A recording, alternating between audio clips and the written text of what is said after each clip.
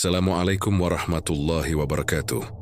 Gunung Merapi bukan hanya menyimpan api dan abu, tapi juga rahasia lama yang tak seharusnya disentuh manusia. Di balik kabut lereng timurnya, ada makam yang dipercaya menjadi tempat bersemayamnya arwah Mak Lampir, sosok perempuan sakti yang konon masih menagih janji-janji pesugihan hingga kini.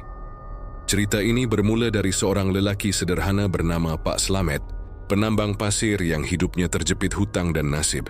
Dalam keputusasaan, ia mencari jalan pintas menuju kekayaan tanpa tahu bahwa setiap langkahnya menuju makam itu adalah langkah menuju akhir hidupnya sendiri. Dari sinilah kisah ritual pesugihan makam Mak Lampir di Gunung Merapi dimulai, tentang perjanjian darah, harta yang datang dari arah timur, dan kutukan yang menelan nyawa di puncak yang membara. Di kaki Gunung Merapi, di sebuah dusun kecil bernama Gondoarum, hidup seorang lelaki paruh baya bernama Pak Slamet. Rambutnya mulai memutih, tubuhnya kurus, namun matanya menyimpan kegelisahan yang tak pernah padam. Ia dikenal sebagai penambang pasir dan batu. Hidupnya sederhana bersama istri dan dua anaknya. Tapi sejak usahanya merosot, utang menumpuk dan pelanggan menghilang, wajahnya berubah murung. Seolah beban dunia ditimpakan di pundaknya seorang diri. Setiap malam, Pak Slamet duduk di teras rumahnya, menatap ke arah lereng Merapi yang menjulang hitam dalam gelap. Di sanalah ia sering mendengar bisikan aneh, entah dari arah angin atau dari sesuatu yang tak kasat mata. Suara itu lembut, seperti suara perempuan tua memanggil namanya pelan-pelan. "Slamet, kowe pengen suki toleh?" Ia sering menepis perasaan itu, tapi lama-lama bisikan itu makin nyata. Kadang muncul saat tengah malam, di sela suara serangga dan gesekan bambu. Kadang saat ia sedang menimba air di sumur belakang. Setiap kali mendengarnya, bulu kuduknya berdiri. Pada suatu malam Jumat Kliwon, hujan turun tipis.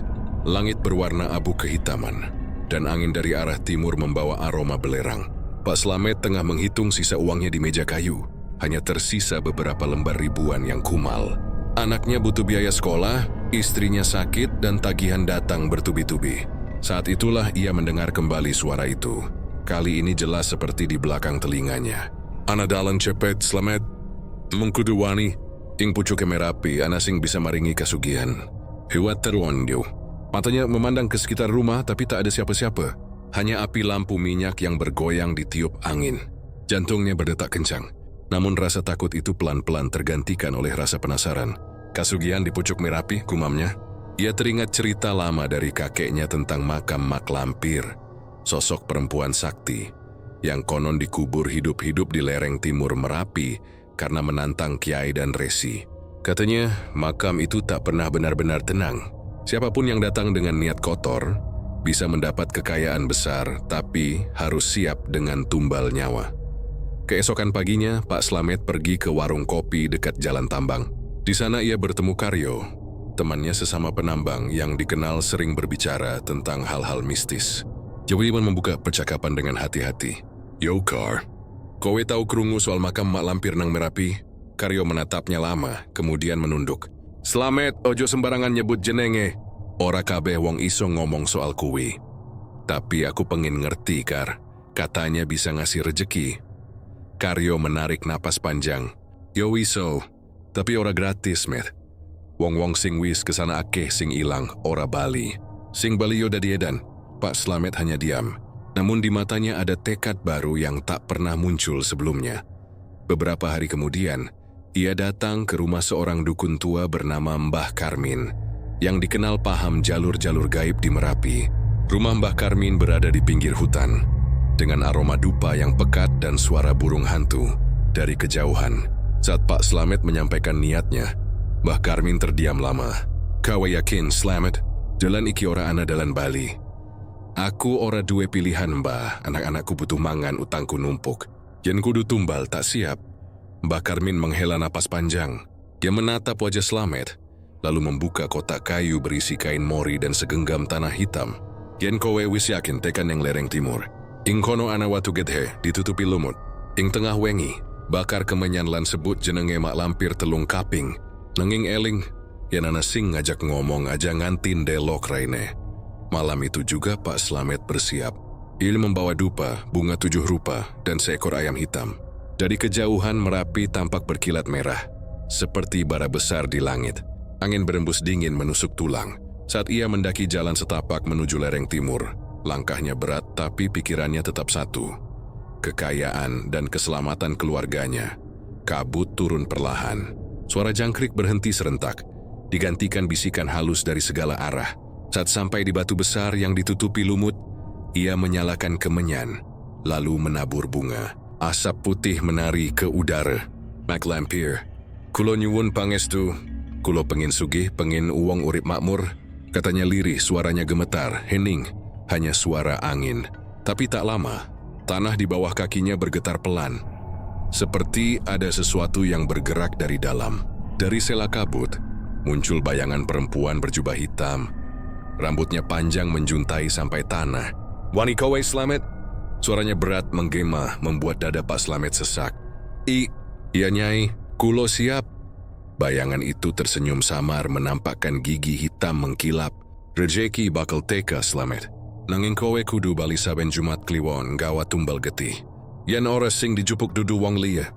Sebelum ia sempat bertanya, angin besar berhembus memadamkan kemenyan dan semua gelap. Ketika ia membuka mata, fajar sudah menyingsing. Batu besar itu retak di tengah, seperti baru tersambar petir. Di tangannya ayam hitam yang tadi dibawanya mati kaku. Tapi dari paruhnya menetes emas cair. Pak Slamet terdiam. Imotenu suap ke yang baru saja terjadi. Tapi di hatinya ia yakin. Ia telah membuka pintu menuju sesuatu yang besar. Dan mungkin juga sesuatu yang mengerikan. 3 hari setelah kejadian di lereng timur, hidup Pak Slamet berubah drastis. Tambang pasir miliknya yang sebelumnya sepi mendadak ramai. Truk-truk besar datang silih berganti, membawa pesanan dari berbagai daerah. Setiap sekop pasir yang diambil selalu ditemukan bongkahan batu berkilau yang dijual mahal di pasar logam. Semua orang heran, bahkan para pekerjanya tak habis pikir. Bagaimana mungkin tanah kering bisa menyemburkan rejeki sebanyak itu? Tapi hanya Pak Slamet yang tahu jawabannya. Namun, di balik keberuntungan itu ada sesuatu yang lain.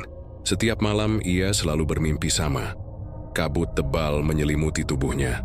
Dan dari kejauhan, muncul sosok perempuan berambut putih panjang, berdiri di tepi jurang dengan mata merah menyala.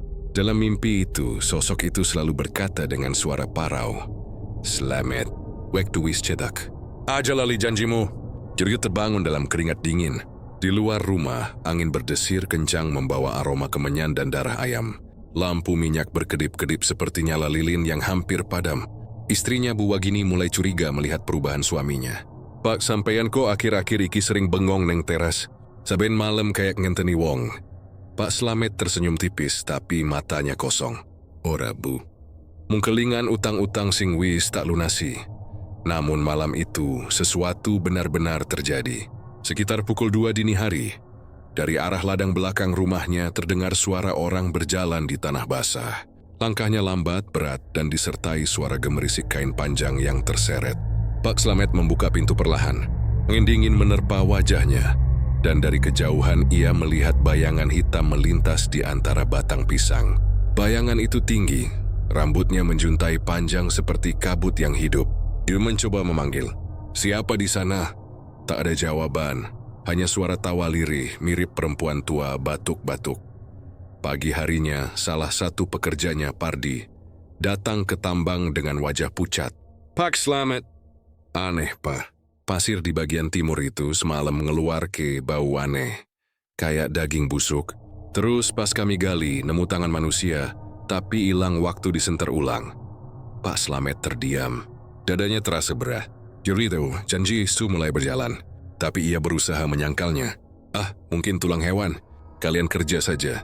Jangan mikir yang aneh-aneh." Menjelang sore, awan hitam menggantung rendah di atas Merapi. Petir berkelebat, tapi anehnya tak ada suara guntur. Hanya getar halus di tanah, seperti detak nadi gunung yang sedang bangun. Saat itu, seekor gagak hitam hinggap di trok pasir, menatap lurus ke arah Pak Slamet. Matanya merah menyala. Pardi yang melihatnya langsung merinding. "Pak," burung itu kayak ngerti sesuatu. Burung itu menunduk sedikit, lalu terbang ke arah timur. arah menuju lereng tempat makam mak lampir berada. Malam pun tiba dengan cepat. Kabut turun menutupi desa, membuat jarak pandang hanya beberapa langkah. Angin membawa suara gamelan samar dari arah gunung, seperti ada pesta jauh di balik kabut. Pak Slamet duduk di ruang tengah termenung, ketika tiba-tiba pintu rumahnya berderit terbuka sendiri. Ia berdiri pelan melangkah ke depan. Di sana, berdiri sesosok bayangan wanita tua mengenakan kain hitam. Wajahnya tertutup rambut panjang. Di tangannya tergenggam kepala ayam hitam tanpa tubuh. "Nyai," bisik Pak Slamet. Sosok itu tidak menjawab. Dia hanya melangkah masuk, lalu menaruh kepala ayam itu di lantai dan berucap dengan suara bergetar seperti dari dalam gua. "Janji wis ditepati. Saiki giliranmu, Slamet." Angin berembus kencang, lampu padam dan tubuh Pak Slamet mendadak kaku. Dalam gelap suara itu kembali terdengar jelas di telinganya. "Saben Jumat Kliwon, tumbal getih kuduana. Yen ora sing dijupuk dudu wong liya." Begitu cahaya lampu kembali, sosok itu menghilang. Tapi kepala ayam itu masih ada di lantai, segar dengan darah menetes pelan. Bu Wagini menjerit histeris melihatnya. Sementara Pak Slamet hanya terdiam.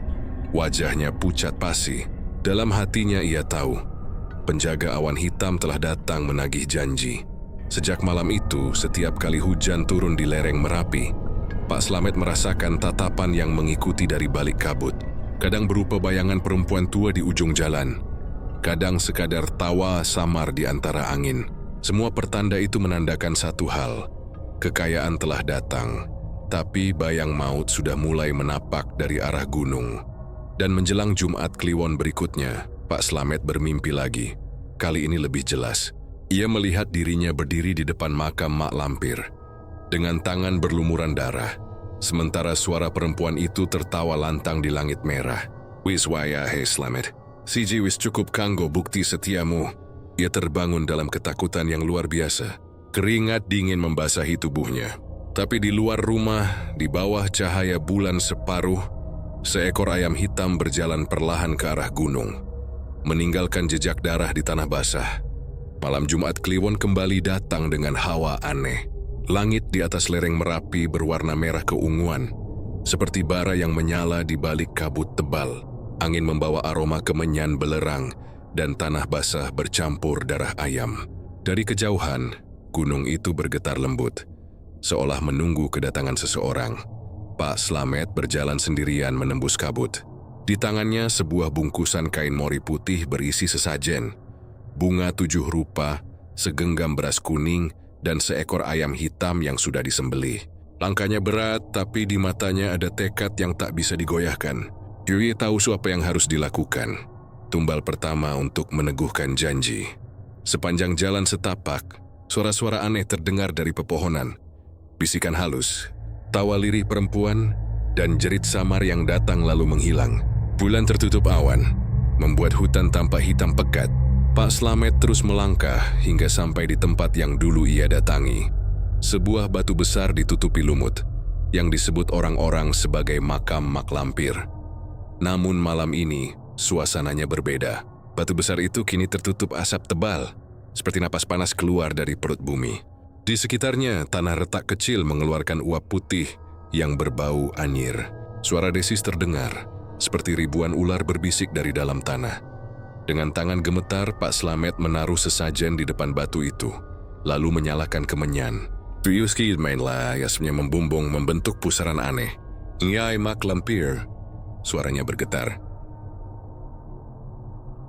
"Kulo nyuwun pangestu. Janji sing kulo omong wis tak tepati. Kitumbal kawitan, hening."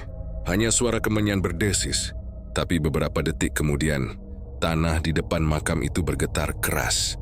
Batu besar itu bergetar, lalu dari celah-celah retaknya keluar asap hitam pekat yang menebar ke segala arah. Dari dalam asap muncul 2 mata merah menyala, menatap lurus ke arah Pak Slamet. Suara perempuan tua menggema dari dalam kabut. "Wani kowe Slamet, saiki wis melebu dalan sing ora ana metu." Pak Slamet menunduk, menahan rasa takut yang menekan dadanya. "Kulo wis siap, Nyai." Tiba-tiba dari belakangnya terdengar langkah kaki seseorang. Dia menoleh dan tepaku. Keryo, temannya yang dulu ia ajak bicara soal makam itu, berdiri di sana.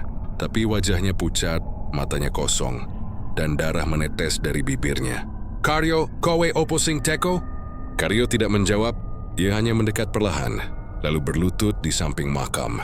Suara tawa perempuan terdengar semakin keras, menggema di antara kabut. "Sing pertama kudu saka sedulur dewe." Amarga getih kancamu luwih kuat kanggo nyambung janji.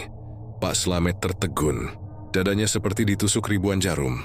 Dia menatap sosok Karyo yang kini mulai membusuk di hadapannya. Wajahnya berubah jadi abu-abu. Lalu tubuh itu ambruk perlahan ke tanah dan hancur menjadi abu. Dari abu itu muncul tangan kurus perempuan, berkulit kelabu dan kuku panjang hitam, merayap ke arah kaki Pak Slamet. Ia mundur satu langkah, tapi tangan itu mencengkeram pergelangan kakinya kuat-kuat. Dari dalam kabut muncul sosok mak lampir. Wajahnya separuh cantik, separuh busuk, dengan mata merah dan mulut yang penuh darah. Rambut putihnya menjuntai panjang, melilit tubuhnya sendiri seperti tali. "Wiswaya Slamet, rezekimu saiki bakal milih kayak lahar Merapi, nanging aja lali saben Jumat Kliwon. Kudu ana getih manungsa sing numpahi tanah iki." Tangan mak lampir menyentuh dada Pak Slamet. Tubuhnya bergetar hebat, pandangannya kabur. Dalam sekejap ia melihat kilasan. Dirinya dikelilingi uang, emas, dan mobil-mobil baru. Tapi di sisi lain, ia melihat wajah-wajah manusia yang berteriak kesakitan, terbakar, tenggelam, dan dicabik makhluk hitam. Lalu semuanya gelap. Ketika ia sadar, fajar telah mereka. Ia masih berada di depan batu besar itu, tapi kini sesajennya lenyap. Hanya tersisa bercak darah mengering dan bulu ayam berserakan di tanah. Di pergelangan kakinya ada bekas jari panjang seperti bekas terbakar. Ia berdiri dengan tubuh lemas. Di sekelilingnya hening, kabut menipis perlahan, menampakkan langit abu-abu yang muram, tapi sebelum ia pergi terdengar suara terakhir dari arah batu besar itu. Pelan tapi jelas. "Aja lali janjimu, Slamet. Yen ora sing dijupuk bakal luwih cedak karo atimu." Pak Slamet menunduk, lalu berjalan menuruni lereng dengan langkah gontai. Kyo tahu, kini hidupnya bukan lagi milik sendiri. Pak Lampir telah menanamkan kutukan dalam darahnya. Dan ketika ia tiba di rumah, Bu Wagini memeluknya lega. Tapi di pelukan itu, ia mencium bau aneh dari tubuh suaminya. Bau belerang, darah, dan dupa. "Pak, awakmu kenapa bau aneh begini?" Pak Slamet hanya tersenyum tipis. "Ora opo-opo, Bu. Mung kena angin gunung." Namun malam itu, saat mereka tidur, dari dapur terdengar suara langkah kaki perempuan berjalan pelan. Suara sendok jatuh lalu tawa lirih menyusul. Pak Slamet membuka mata tapi tak berani keluar kamar. Dalam hatinya ia tahu, Mak Lampir belum pergi. Dia tinggal di antara asap, menunggu tumbal berikutnya. Hujan turun deras di desa Gondoarum. Langit di atas Gunung Merapi menyala oleh petir yang berkelebat dari balik awan hitam. Dan suara guntur bergemuruh memecah malam. Namun di rumah Pak Slamet, suasana justru berbeda. Di tengah hujan yang menderas, ia sedang menghitung uang yang tak habis-habis. Uang itu datang begitu saja, dari hasil tambang pasir yang kini seolah tidak pernah kering. Setiap hari truk datang silih berganti, dan dari tanah hitam di lereng Merapi, keluar bongkahan logam aneh berkilau seperti emas. Istrinya Bu Wagini hanya bisa diam heran. "Pak iki kabeh saka ngendi? Apa ora aneh wong liyane sepi tapi tambangmu iso metokake rejeki akeh banget?" Pak Slamet hanya tersenyum datar. "Rejeki ora ana sing ngerti, Bu. Sing penting, saiki kabeh utang wis lunas, omah wis apik, anak-anak iso sekolah maneh." Namun malam-malam setelah itu, kedamaian itu berubah menjadi mimpi buruk. Setiap kali hujan turun, Pak Slamet mendengar suara gamelan samar dari arah gunung. Suara saron, kenong, dan kendang, seperti ada upacara di dunia lain. Kadang disertai tawa perempuan panjang melengking, membuat bulu kuduk berdiri. Pada malam Jumat Kliwon berikutnya, saat petir menyambar dan angin berhembus kencang, suara itu datang lagi. Kali ini bukan dari arah gunung, tapi dari dalam rumahnya sendiri. "Slamet!" Suara itu berat, parau, dan membuat jantungnya berdebar. "Janjimu durung keturutan." Pak Slamet terlonjak dari tempat tidur. Di pojok ruangan, lampu minyak berkedip-kedip. Bayangan perempuan tua tampak berdiri di antara cahaya redup. Wajahnya separuh cantik, separuh busuk. Rambutnya menjuntai basah seperti lumut yang meneteskan darah.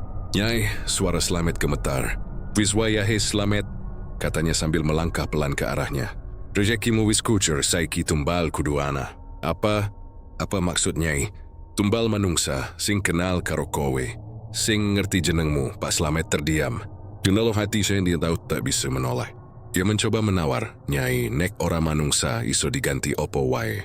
Mak Lampir tersenyum lebar menampakkan gigi hitamnya. Ora iso, sing dijupuk kudun duwe rasa. Sing ngerti sapa kowe. Petir menyambar keras di luar rumah membuat dinding bergoyang. Mak Lampir mendekat, suaranya berubah lembut tapi mengerikan. Esuk, ana wong sing bakal teka golek bantuan. Kowe wis ngerti sopo sing kudu dadi tumbal. Tubuh Pak Slamet gemetar hebat. Ia tak sanggup bicara. Lalu semuanya gelap dan ia pingsan di tempat. Pagi harinya benar seperti kata Mak Lampir. Pardi, salah satu pekerja tambangnya, datang ke rumah dengan wajah lesu. Pak Slamet, aku pengen pamit. Istriku sakit, aku butuh duit buat ngobati. Mungkin aku ora iso kerja maneh. Mendengar itu, wajah Pak Slamet pucat. Kata-kata Mak Lampir menggema di kepalanya. Sing ngerti jenengmu. Ia menatap Pardi lama sekali, matanya kosong. Yodis tak bantu duit, katanya lirih. Tunggu nang tambang sore iki, tak bawa ke amplop. Menjelang sore, hujan turun lagi. Langit gelap disambar petir yang silih berganti. Pardi menunggu di gubuk dekat tambang. Sementara Pak Slamet datang membawa amplop tebal. Namun di tangannya yang lain, tergenggam pisau kecil yang biasa dipakai. Menyembelih ayam, Pardi tersenyum. Matur nuwun yo Pak. Tapi sebelum sempat mengambil amplop itu, kilat menyambar langit. Dan dalam cahaya yang menyilaukan, wajah Pak Slamet berubah seperti bukan dirinya sendiri. Matanya merah dan suaranya berat. Maaf Di, iki wis janji. Teriakan menggema di antara deru hujan. Petir menyambar tanah. Dan tubuh Pardi tergeletak dengan mata terbuka menatap kosong langit kelabu. Darahnya mengalir pelan ke tanah, lalu terserap seperti disedot oleh bumi. Malamnya Pak Slamet pulang dengan wajah pucat pasi. Hujan berhenti, tapi udara terasa berat dan panas. Di ruang tamu, lampu minyak menyala redup. Dari dapur terdengar suara perempuan tertawa pelan. Ia menoleh. Di sana duduk sosok Mak Lampir. Dengan wajah berseri-seri mengenakan kain hitam basah. Bagus, Slamet, katanya sambil mengelus kepala ayam yang diletakkan di meja. Janji wis ditepati. Rezekimu bakal tambah akeh. Lalu tubuhnya memudar bersama asap hitam, meninggalkan aroma darah dan belerang. Pak Slamet terduduk lemas. Ia memandang tangannya yang masih berlumur noda merah. Dalam kepalanya hanya ada satu pikiran. Ia telah membayar harga pertama. Namun malam itu juga ia bermimpi buruk. Ia melihat wajah Pardi muncul dari dalam tanah, menatap dengan mata kosong. Suaranya menggema dari dalam bumi. Slamet, kowe wis tuku rejeki nganggo nyawaku. Nanging sing jupukmu bakal teka luwih cepet. Ia terbangun dengan tubuh menggigil. Dari luar jendela, petir berkelebat terang, menyinari lereng Merapi yang tampak seperti naga hitam menggeliat. Angin bertiup membawa suara tertawa panjang yang menggema sampai ke hatinya. Dan malam itu, di antara guntur dan kabut, janji di tengah petir telah terikat. Janji antara manusia dan arwah Mak Lampir yang tak akan pernah bisa dibatalkan sampai darah terakhir menetes di tanah Merapi. Pagi setelah hujan besar itu, langit di desa Gondoarum tampak cerah. Untuk pertama kalinya setelah berminggu-minggu, udara segar embun menetes di daun pisang. Dan Gunung Merapi berdiri gagah di kejauhan, diam tanpa tanda-tanda bahaya. Namun di rumah Pak Slamet, aroma lain tercium. Campuran antara bunga melati, tanah basah, dan sedikit bau besi yang aneh. Seperti darah yang lama mengering. Hari itu menjadi titik balik kehidupan keluarga Slamet. Dari hasil tambang, uang terus mengalir tanpa henti.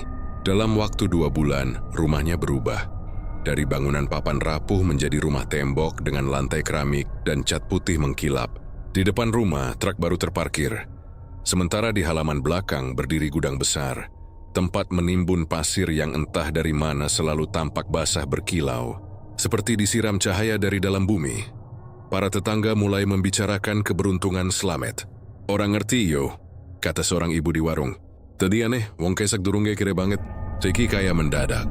Yang lain menimpali. Aku krungu deweke entuk wangsit saka gunung.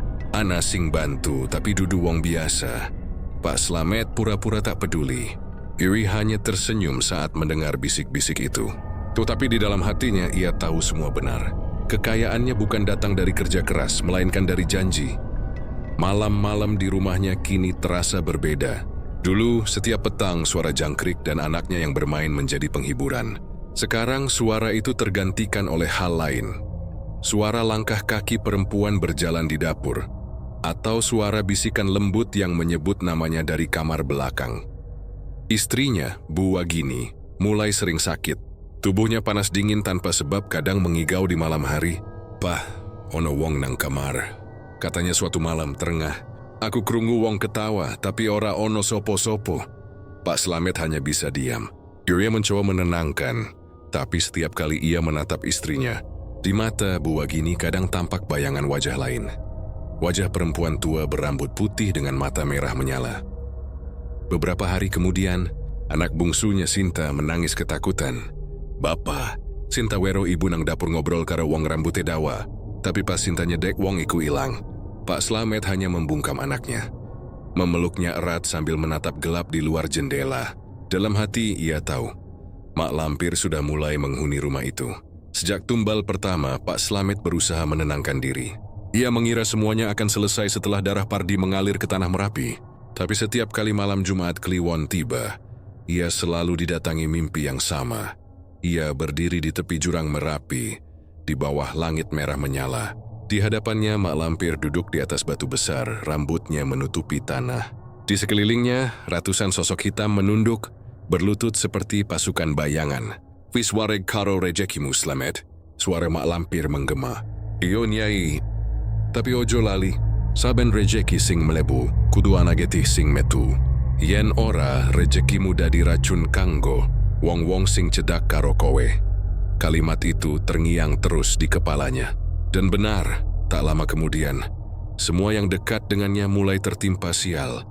Pardi, sang pekerja, mati mengenaskan di tambang. Lalu 2 orang sopir truk mengalami kecelakaan di jalan. Mobil mereka terguling tanpa sebab. Istrinya makin sakit dan anaknya sering pingsan karena ketakutan. Setiap kali mendengar berita itu, dada Pak Slamet semakin berat. Tapi setiap kali ia mencoba berhenti bekerja, uang aneh itu tetap datang. Seolah tanah Merapi tak mau berhenti memuntahkan harta. Suatu malam, hujan turun lagi. Petir menyambar puncak gunung. Dan dari jendela rumahnya, Pak Slamet melihat sesuatu yang membuat darahnya membeku. Di tengah halaman, di bawah rintik hujan berdiri sosok perempuan berpakaian hitam. Rambutnya basah, wajahnya tersenyum samar, dan di tangannya tergenggam kepala ayam hitam yang masih meneteskan darah. Mak Lampir menatap lurus ke arahnya. "Wektu wis meh tekan maneh Slamet. Getih sing sabanjure kudu luwih cedhak karo atimu." Pak Slamet mundur perlahan, tubuhnya gemetar. Tapi sosok itu lenyap seketika, meninggalkan bau belerang yang tajam dan jejak darah menuju pintu dapur. Ia menatap jejak itu lalu berlari ke kamar. Di sana, istrinya duduk di tepi ranjang dengan mata kosong, menatap lurus ke arah jendela yang terbuka. "Pak," suaranya lirih. "Sopo sing mau nyebut jeneng munang luar?" Pak Slamet tak menjawab. Beliau hanya menutupi pintu dan berdoa dalam hati. Tapi suaranya tercekat. Karena dalam doanya sendiri, ia bisa mendengar tawa Mak Lampir menyelusup di antara ayat-ayat yang ia baca. Esok harinya, tanah tambang di lereng timur longsor tanpa sebab. 4 pekerja tewas tertimbun, dan dari lubang bekas galian itu keluar semburan asap putih bercampur darah. Warga menutup tambang itu, tapi malamnya hujan turun lagi. Dan keesokan paginya, tanah yang tertimbun itu terbuka kembali, seperti ada sesuatu yang keluar dari bawah. Di pagi itu pula, Pak Slamet menemukan di depan rumahnya segepok uang baru terbungkus kain putih dan basah oleh darah segar. Ia menatapnya lama. Uang itu tampak menggiurkan. Namun dari balik amplopnya tercium bau anyir yang sama, seperti makam Mak Lampir di lereng Merapi. Ia tahu, kini kutukan itu sudah masuk lebih dalam dari sekadar janji. Ia telah menanam akar iblis di tanah rezekinya sendiri. Dan setiap kali hujan turun, dari arah gunung terdengar suara samar-samar memanggil namanya. "Slamet, Slamet." Suara itu makin jelas dari waktu ke waktu, seperti menandakan bahwa tumbal berikutnya sudah ditentukan. Dan mungkin kali ini, bukan lagi orang lain. Langit di atas desa Gondoarum malam itu hitam pekat tanpa cahaya bulan. Udara begitu dingin menusuk tulang seolah seluruh alam sedang menahan napas. Dari kejauhan, puncak Gunung Merapi tampak redup memancarkan bara merah samar, seperti jantung raksasa yang berdetak pelan di tengah kegelapan. Pak Slamet duduk di serambi rumahnya, menatap ke arah gunung dengan wajah tegang. Di pangkuannya, ada amplop putih berisi uang yang ditemukan pagi tadi. Uang yang masih berbau darah. Semakin lama ia menatap, semakin jelas bayangan wajah Mak Lampir di benaknya. Mata merah, senyum menyeringai, dan suara serak yang pernah berbisik di kupingnya. Saben rejeki ana tumbale Slamet, wis wayahe sing pisan iki. Ia tahu arti kalimat itu. Uang itu bukan sekadar hadiah. Itu tanda bahwa waktunya menunaikan janji telah tiba. Tapi siapa yang harus menjadi tumbal berikutnya? Nyaram menjelang tengah. Angin berhembus pelan, membawa suara-suara samar dari arah dapur. Terdengar seperti langkah kaki. Lalu suara perempuan tertawa kecil. Pak Slamet mengira itu istrinya. Tapi saat ia melangkah ke sana, dapur gelap, kosong, dan bau melati tercium begitu kuat. Di meja lilin kecil menyala sendiri, padahal belum pernah dinyalakan. Dari nyala api itu, perlahan muncul bayangan di dinding. Sosok perempuan tua dengan rambut terurai panjang, kulit keriput dan kuku panjang berwarna hitam.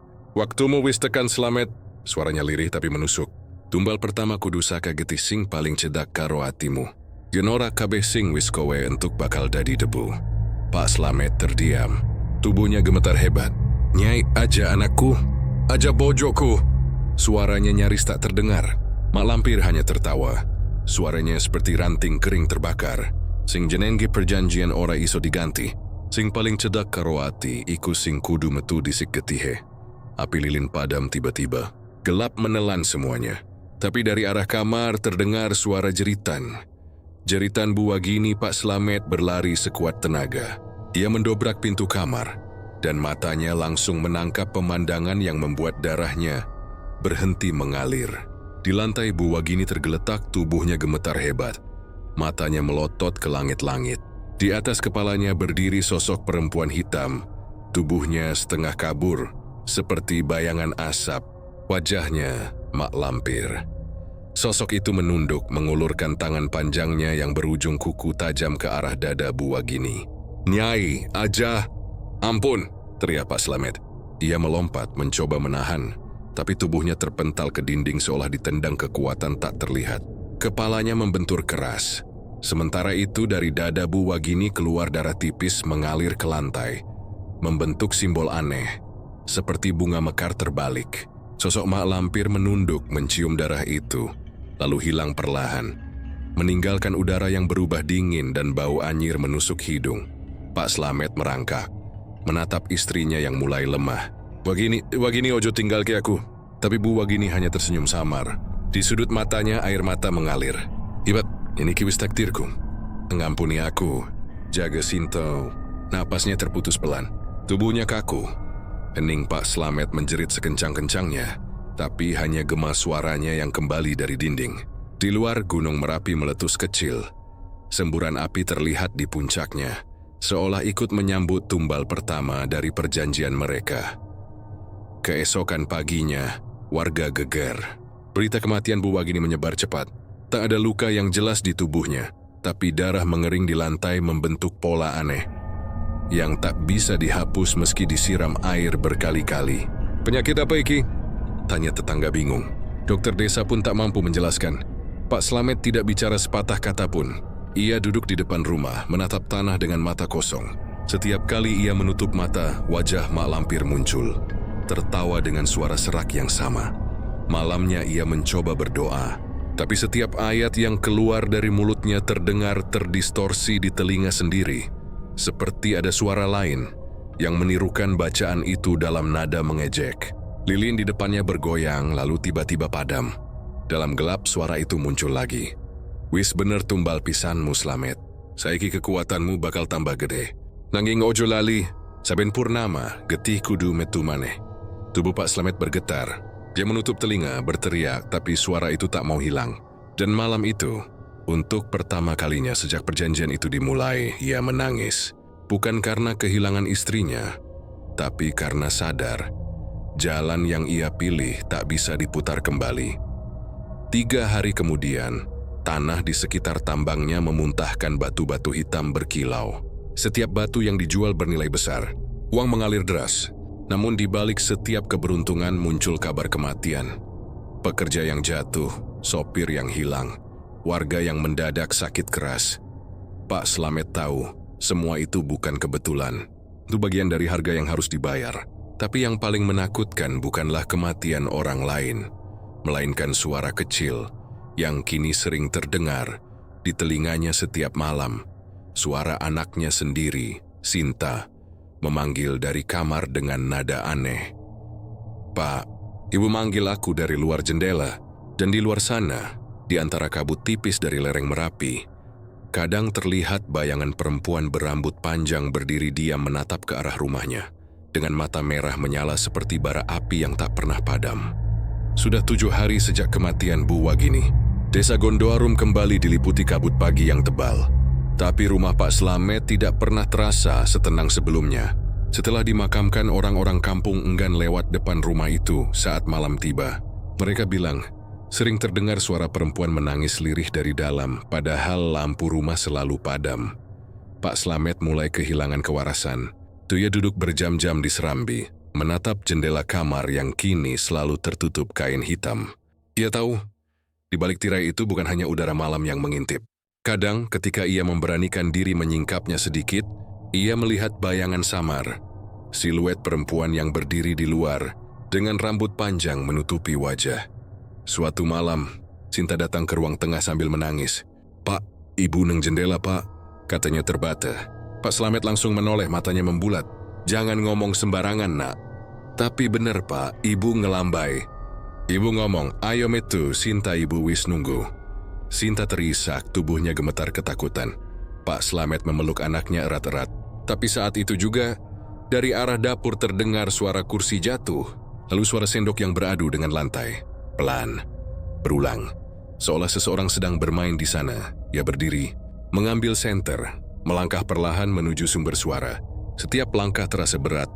Udara makin dingin dan aroma bunga kantil tercium kuat. Ketika sinar senter menembus kegelapan dapur, tampak sosok samar duduk di kursi. Rambut terurai panjang, mengenakan kain batik milik Bu Wagini. "Wagini." Suara Pak Slamet nyaris tak keluar. Sosok itu menunduk lalu menoleh perlahan. Wajahnya pucat, matanya merah berair, bibirnya menghitam. "Pak," suaranya serak tapi lembut seperti dulu. "Aku ora tenang. Ana sing jaluk tumbal maneh." Senter di tangan Pak Slamet bergetar hebat.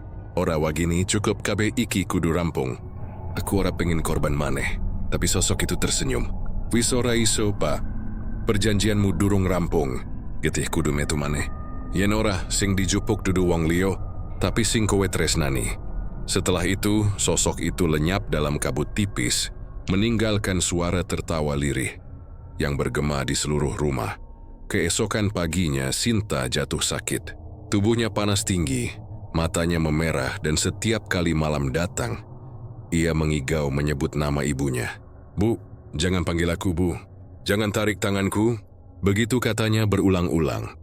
Pak Slamet memanggil dukun desa, Mbah Karso, yang dikenal paham perkara gaib. Begitu masuk, Mbah Karso langsung menatap sekeliling rumah. Ia membakar kemenyan, lalu menggenggam sebutir batu kecil berwarna hitam dari tambang Pak Slamet. Batu itu tiba-tiba bergetar di tangannya, panas seperti bara. "Lo Slamet, iki dudu watu biasa, iki watu jin sakale lembut Merapi," katanya tegas. "Kowe wis melu perjanjian sing ora kudune dilakoni." Pak Slamet menunduk, tak bisa membantah. Mbah Karso melanjutkan, "Arwah bojo kowe durung tenang amarga rohe digandeng karo mak lampir. Saben purnama dia bakal tekon jaluk tumbal anyar. Yen ora sing dijupuk ya sing isi ana ing omah iki, anakmu." Pak Slamet membeku. "Mbok menawa anak harang usire, Mbah?" Mbah Karso menggeleng pelan. "Ora gampang. Kowe kudu bali nang panggonan pertama perjanjianmu, nang makam mak lampir nang lereng Merapi. Ing kono, kowe kudu nglawan sing nyekel jiwamu dewe." Malam itu juga, Sinta kembali menjerit dari kamarnya. Pak Slamet berlari dan mendapati gadis kecil itu duduk di lantai, menatap jendela terbuka lebar. Angin berhembus deras dan di luar jendela, tampak wajah Bu Wagini menatap dengan senyum dingin. Rambutnya beterbangan, Matanya bersinar merah dan di lehernya tergantung kalung kecil yang dulu ia kenakan saat hidup. "Bu," suara Sinta lirih. Sosok itu mengangkat tangan, mengulurkan ke arah jendela. "Ayo Sinta, mari mulih karo ibu." Sebelum Sinta melangkah, Pak Slamet menarik tubuh anaknya, menutup jendela dengan keras. Saat itu juga terdengar suara teriakan dari luar, melengking panjang, disertai bau daging terbakar. Sinta pingsan di pelukan ayahnya.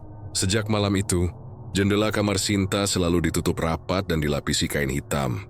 Tapi bayangan Bu Wagini terus muncul di luar. Kadang berdiri, kadang duduk di bawah pohon pisang belakang rumah.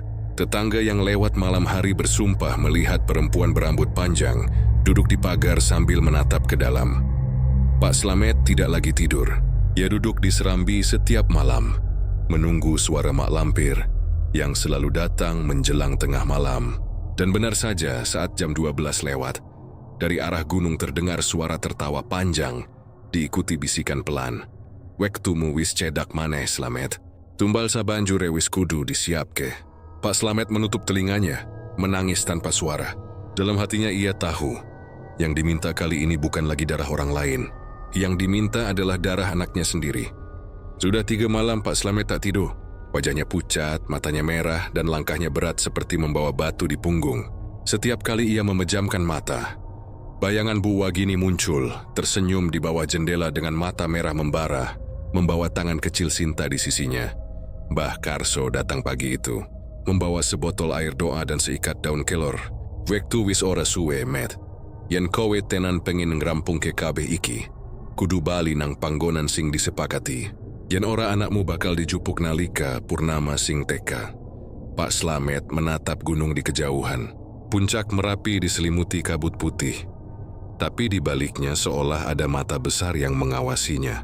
"Yen kui satu-satunya cara, Mbah. Aku bakal lunga bengi iki. Malam turun cepat. Angin dari utara membawa bau belerang dan tanah basah. Langit gelap, hanya sesekali tersambar cahaya petir yang menyilaukan." Pak Slamet mengenakan sarung, jaket tebal, dan membawa lentera tua. Ia berjalan seorang diri menuju lereng timur Merapi, tempat ia dulu membuat perjanjian. Langkahnya berat, tapi setiap kali ia mencoba berhenti, suara bisikan halus memanggil dari jauh. "Mbalik, Slamet. Kowe durung rampung janji." Semakin dekat ke puncak, hawa dingin makin menggigit. Batu-batu di sekelilingnya berkilau samar seperti mata-mata kecil yang menatapnya. Di antara kabut, suara tangisan perempuan terdengar panjang dan lirih. Akhirnya ia tiba di depan makam Mak Lampir, yang tersembunyi di balik pohon beringin besar. Makam itu tidak seperti makam biasa. Batu nisannya hitam legam retak, dan di sekelilingnya tumbuh bunga kantil putih yang mekar tanpa daun. Udara di situ terasa lebih berat dari tempat lain, seolah tiap tarikan napas adalah hutang yang harus dibayar.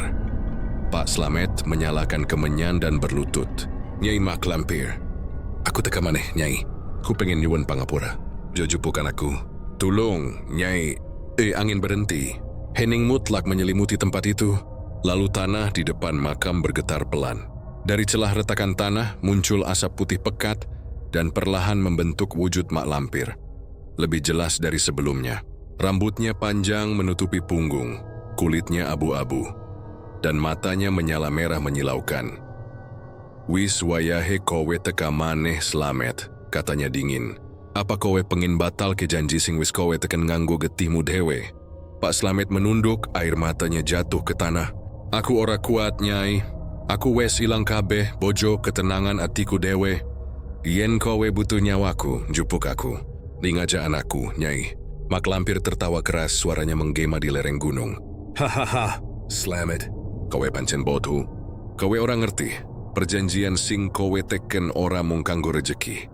Wektu kuwi sing kowe jaluk iku pangganti takdirmu. Lan kanggo ngubah takdir kudu ana takdir liyane sing direbut." Pak Slamet mengangkat wajahnya. "Maksudmu apa?" Mak Lampir menatapnya tajam. "Wong sing nyebut jenengmu kanggo kekayaan, jiwane wis dadi milikku. Nanging sing bakal dadi tumbal sejatine yaiku keturunanmu. Iki wis ana ing serat sing kowe teken nganggo getihmu nalika dina pisan kowe mlebu makam iki." Tanah di depan makam terbelah. Dari bawahnya muncul selembar kain putih tua bertuliskan huruf-huruf Jawa kuno. bercampur noda darah kering. Di tengah kain itu tertulis jelas, sing ngucap rejeki saka bumi Merapi, kudung lumpuk kegetih saka dagingnya dewe, nganti garis keturunane sirna. Pak Slamet menjerit, "Ora, aku orang ngerti isi perjanjianku, Nyai. Kowe ngapusi aku." Mak Lampir tertawa lagi. Suaranya melengking sampai membuat pohon di sekitar bergoyang. "Kowe sing nyediake getihmu dewe, Slamet. Aku menjawab permohonanmu. Kowe nyebut kekayaan nganti turunku ora kekurangan. Lan saiki takdirmu tak wujudke. Rejeki ora bakal putus. Nganti anakmu mati dari tumbal." Pak Slamet jatuh berlutut, menutup telinga, menangis histeris. "Cukup, Nyai. Aku ora butuh kabeh iki maneh." Pak Lampir mengangkat tangannya, dan dari tanah keluar tangan-tangan hitam, menggenggam kaki Slamet, menariknya ke bawah. Ia berteriak sekeras-kerasnya, "Tulung Gusti, aku salah. Aku ora pantes urip kaya ngene iki." Tiba-tiba langit menyambar petir keras tepat di belakang makam. Cahaya putih menyilaukan menerangi sekitar. Suara perempuan menjerit panjang, lalu menghilang. Mak Lampir lenyap bersama asapnya, meninggalkan keheningan yang mencekam. Pak Slamet terkulai, napasnya tersengal. Saat ia sadar, di tangannya kini tergenggam sepotong kain perjanjian yang sudah terbakar sebagian. Di tengah kain itu tertulis hanya satu kalimat yang masih utuh. "Sing nyuwun pangapura kudu, ngorban ke awake dewe." Ia memandangi kain itu lama, tatapannya kosong. Lalu ia berdiri pelan, menatap puncak Merapi yang mulai memuntahkan asap tipis. Di bibirnya terdengar bisikan lirih, "Yen iki cara siji-sijine kanggo nyilamet ke Sinta. Aku siap dadi tumbal pungkasan." Ia melangkah perlahan ke arah kawah, membawa lentera yang berkedip lemah. Setiap langkah disertai doa, tapi juga ketakutan. Angin malam meniup daun-daun seolah berbisik, "Slamet, awakmu ora bakal bali maneh." Pagi berikutnya, warga desa menemukan lentera tua tergeletak di jalan setapak menuju lereng Merapi. Tak ada jejak tubuh, hanya bekas tanah terbakar dan bau kemenyan yang masih menggantung di udara. Dan di rumah Pak Slamet, Sinta terbangun dari tidur panjangnya. Untuk pertama kali tanpa demam, dia menatap keluar jendela lalu berbisik pelan, "Bapak wis mulih ya, Bu." Dari arah gunung samar-samar terdengar suara angin membawa bisikan lembut, "Wis rampung, Nak." Angin Gunung Merapi malam itu seperti sedang membawa kabar duka. Suaranya mendesir di antara pepohonan, memukul dedaunan, menelusup ke sela genting rumah Pak Slamet yang kini sepi. Di dalam rumah itu hanya tersisa lentera redup yang bergoyang diterpa angin, dan sebatang dupa yang masih menyala setengah, menyisakan bau kemenyan yang menusuk. Pak Slamet duduk di lantai, menatap foto almarhum istrinya. Wajahnya pucat, matanya cekung, dan di balik keriput itu tampak ketakutan yang sudah tidak bisa lagi ia sembunyikan. Sinta, anaknya satu-satunya, sudah hilang 2 malam lalu. Sejak saat itu, setiap tengah malam, dari arah puncak Merapi terdengar suara perempuan tertawa. Suara itu persis seperti suara Sinta ketika kecil, hanya saja nadanya berat dan serak, diselingi bisikan yang seolah menyebut namanya, "Slamet, janjimu belum lunas." Ia tahu waktu sudah tiba. Janji yang dulu ia buat di makam Mak Lampir. Ketika ia terdesak hutang, ketika hatinya buta, dan pikirannya hanya berisi keinginan untuk kaya, kini datang menagih. Tidak ada lagi jalan kabur. Menjelang tengah malam, Pak Slamet menyalakan motor tuanya dan memacu ke arah lereng Merapi. Langit hitam pekat, bulan tertutup awan, dan angin dingin menampar wajahnya seperti tamparan dari dunia arwah. Di setiap kelokan jalan, bayangan hitam seperti mengintip dari balik pepohonan, dan dari kejauhan terdengar lolongan anjing bersaut-sautan. Ketika sampai di kawasan yang dulu menjadi tempat ritual, kabut turun dengan cepat. Bau belerang bercampur darah tercium pekat. Batu besar yang disebut sebagai makam Mak Lampir kini tampak retak, seolah baru saja terbuka. Di depannya ada sesajen lama yang sudah mengering. Kepala kambing, dupa patah, dan kendi pecah. Tapi di tengah-tengah sesajen itu ada sesuatu yang baru. Sehelai kain putih yang masih bersih, dan di atasnya tergeletak rambut panjang hitam legam, seperti rambut perempuan. Pak Slamet berlutut, tangannya gemetar. "Nyai, aku datang lagi." Suaranya serak, nyaris tak terdengar. "Ambil saja semua harta itu. Ku menyesal. Dari balik kabut terdengar suara perempuan tertawa lirih, pelan tapi menggema ke seluruh lembah. Lalu muncul sesosok bayangan. Perempuan tua berwajah setengah cantik, setengah busuk. Matanya merah, rambutnya menjuntai hingga tanah. Ia berjalan tanpa menapak melayang mendekat. "Slamet," katanya pelan, suaranya seperti angin berdesir di telinga. "Janji darah tak bisa dibatalkan. Kau sudah menikmati kemewahan dari gunung ini. Sekarang waktunya gunung menelanmu kembali." Pak Slamet menangis sujud di tanah, menciumi debu gunung yang panas. "Ampuni aku, Nyai. Kembalikan anakku. Kurela segalanya hilang, asal Sinta jangan..." Mak Lampir tersenyum, senyum yang dingin seperti belati. Ia mengangkat tangannya, dan dari tanah di sekitar makam muncul tangan-tangan hitam. Tangan arwah yang pernah menjadi tumbal, meraih kaki Pak Slamet dan menariknya perlahan ke dalam tanah. Ia berteriak mencoba melawan. Tapi setiap kali ia berteriak, suara tawa perempuan itu semakin keras, menggema bersama gemuruh gunung. "Sudah waktumu, Slamet." Harta dari api kembali ke api, tanah berguncang, peti menyambar di langit, batu besar itu pecah sempurna, dan dari celahnya keluar asap panas bercampur, api kecil yang membara. Tubuh Pak Slamet tertelan separuh. Hanya kepalanya yang masih tampak, matanya terbuka lebar menatap langit. Dalam pandangan terakhirnya, ia melihat sosok Sinta berdiri di balik kabut. Memakai kain putih, rambutnya terurai, matanya kosong. "Sinta," bisiknya lemah. Tapi gadis itu hanya tersenyum, lalu hilang bersama kabut. Ledakan kecil terdengar dari arah puncak. Tanah menutup kembali, dan batu besar itu kini utuh seolah tak pernah retak. Hujan turun deras, menenggelamkan semua jejak, memadamkan dupa, dan membungkam suara tawa terakhir Mak Lampir. Keesokan harinya warga menemukan motor tua Pak Slamet tergeletak di pinggir jalan. Di jok motornya hanya tersisa satu benda, sepotong kain putih berlumur tanah dan segumpal rambut hitam. Tidak ada jejak tubuh, tidak ada tanda keberadaan siapapun. Sejak hari itu, setiap malam Jumat Kliwon, dari arah Gunung Merapi terdengar suara perempuan tertawa panjang, bersahut dengan gemuruh awan panas. Kadang bagi mereka yang cukup berani naik ke lereng timur, bisa melihat sesosok perempuan duduk di atas batu besar, rambutnya panjang, matanya merah, dan di sampingnya ada laki-laki berpakaian lusuh dengan wajah mirip Pak Slamet. Dia menatap ke bawah lembah. Konon, mereka berdua kini menjadi penjaga baru di makam Mak Lampir, menanti manusia lain yang datang dengan niat yang sama. Ingin cepat kaya, tapi lupa bahwa setiap janji dengan arwah tak pernah gratis. Dan dari kejauhan, bisikan itu kembali terdengar dari arah puncak Merapi. "Slamet, sudah waktunya kau menagih yang baru."